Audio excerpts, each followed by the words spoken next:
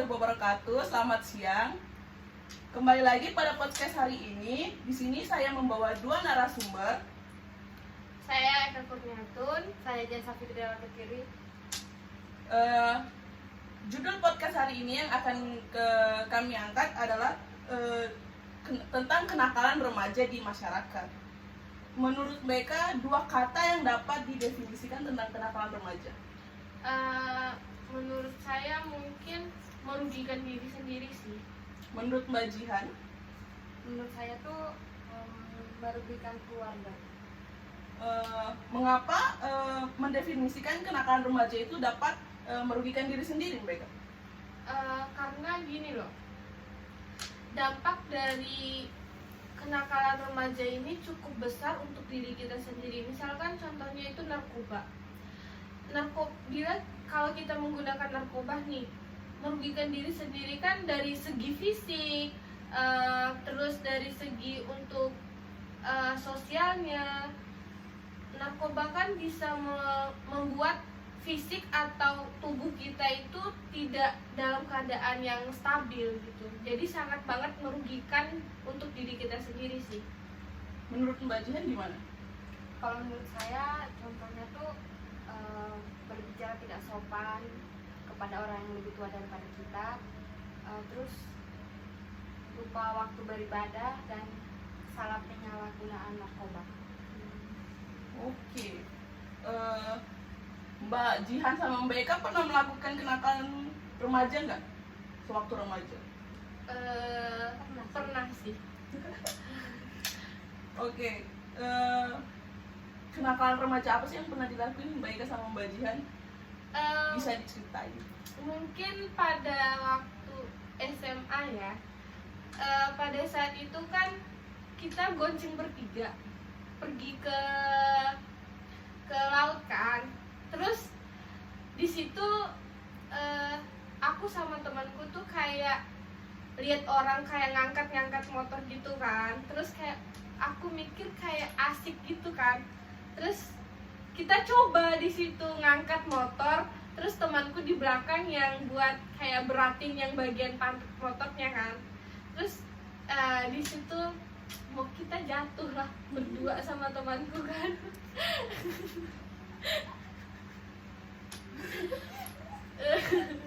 Cerita Mbak Eka ini jangan ditiru ya teman-teman, ini tuh tindakan Ya berbahaya. jangan banget ditiru teman-teman. Kalau Mbak Jihan pernah ngelakuin kenakalan remaja apa? Kalau saya tuh waktu itu mencuri. Oh, jelas. Pada saat itu kan masih SMP kan, sama teman-teman saya, terus tuh lihat buah-buahan tetangga kan. Nah terus kayak tertarik gitu, ya udah di situ kan aku sama teman-teman banget, mereka bilang ya udah ambil aja, soalnya kan orangnya Tanpa nggak minta ada. izin Iya, gitu? tanpa minta izin. Oh, ya. Nah di situ tuh ketahuan sama yang Yang punya. punya. Pas kita lagi ngambil tuh, terus orangnya tuh datang. Nah terus kita dimarahin di situ, dilaporin sama kepala sekolah kita. Oh, Sekarang udah nggak pernah nyuri lagi kan Mbak Jihan? Insya Allah.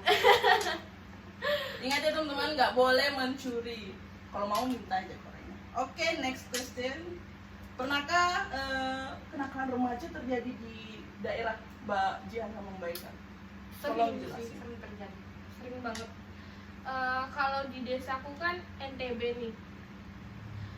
Sampai-sampai di desaku tuh orhennya itu udah apa kayak selesai orang nikahan kan ada kayak acara buat nyanyi gitu kan. Terus kayak bukan kayak tradisi itu tuh kayak udah dihapus gitu. Karena kalau pada saat orang nikahan terus ada acara nyanyi gitu, remaja tuh kayak mereka mabuk nih. Terus pas mereka mabuk kan kontrol mereka tuh udah apa ini loh udah hilang gitu. Jadi kayak mereka nganggap teman yang lain atau saling senggol. Nah mereka tuh kayak langsung pukul botol minuman itu ke orangnya, atau mereka pakai parang. Jadi kayak nakal banget deh di bagian NTB yang Kabupaten Bengkulunya. Kalau dari Mbak Jihan gimana? Kalau dari saya sendiri di sana itu sering terjadi kayak narkoba gitu. Nah di situ kan terlalu sering menggunakan narkoba, nah, terus tuh ketahuan, terus ditangkap sama polisi dan keluarganya tuh kayak udah malu gitu dan udah nggak diurus gitu anaknya, kayak udah lepas tangan gitu. Nah terus malu keluarganya tuh, terus udah nggak tinggal di sana lagi, udah kayak keluar gitu dari kampung. Kan nggak enak sama warga juga kan. Jadi saking seringnya lakuin itu kan. Menurut Mbak Eka, faktor-faktor yang menjadi penyebab terjadinya kenakalan remaja itu apa aja? Mungkin menurut saya faktor yang menyebabkannya itu ada dua sih, yaitu faktor internal dan faktor eksternal. Pada faktor internal ini mungkin pada faktor umur. Pertama faktor umur yang mungkin remaja yang masih ingin mencari jati dirinya sendiri, karena mereka melakukan itu semua tanpa berpikir panjang dan terjadilah suatu kenakalan remaja tersebut. Dan juga faktor kontrol diri yang mungkin masih lemah. Pada remaja ini mereka belum tahu mana yang baik dan tidak. Lemah dalam artian mereka belum bisa berpikir dengan secara lebih baik. Dan untuk faktor eksternalnya ialah lingkungan keluarga. Lingkungan keluarga di sini sangat mencakup banget tentang bagaimana remaja bisa bertumbuh kembang, karena pada dasarnya remaja itu banyak melakukan apa-apa tuh di rumah. Jadi mungkin dari dampak orang tua, perceraian, atau dari orang tua yang kurang mensupport anaknya sendiri, jadi kenakalan remaja terjadi. Nah, dan juga berpengaruh pada media massa. Di tahun yang sekarang atau juga di tahun yang di tahun lalu, mungkin remaja pada dasarnya di sini terlalu mereka itu terlalu mengenal banget dunia massa. Kan pada dasarnya kita harus tahu bagaimana cara menggunakan media massa. Jadi pada umur yang remaja, apakah mereka tahu yang baik atau enggaknya untuk pemakaian media massa tersebut? Nah, dari saya sih begitu, Mbak.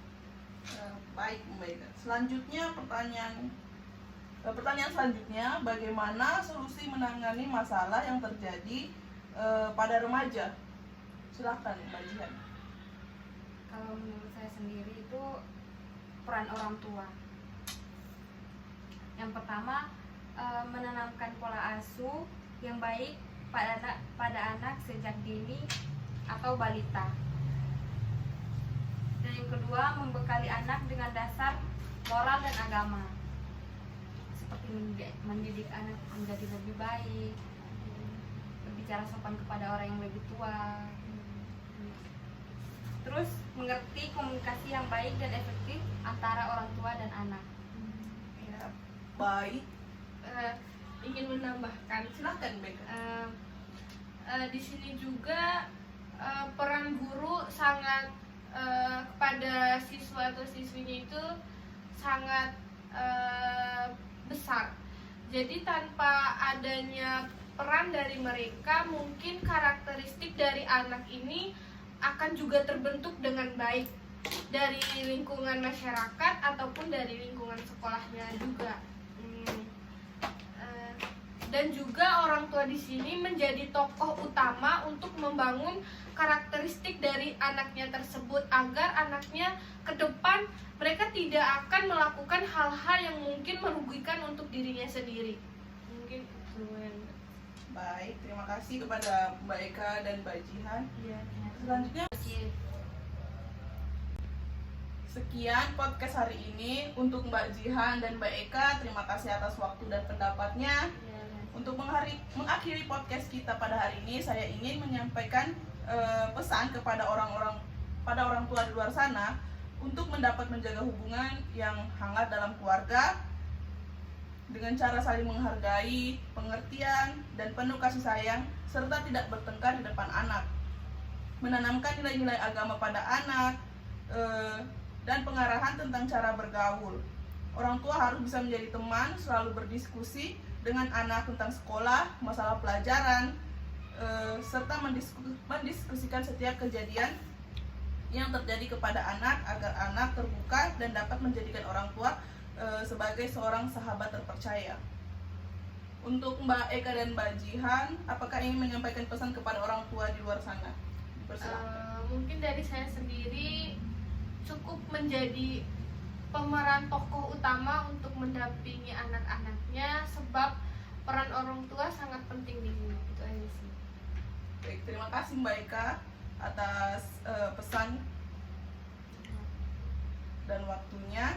Sekian podcast hari ini. Apabila ada salah kata, mohon dimaafkan. Wassalamualaikum warahmatullahi wabarakatuh.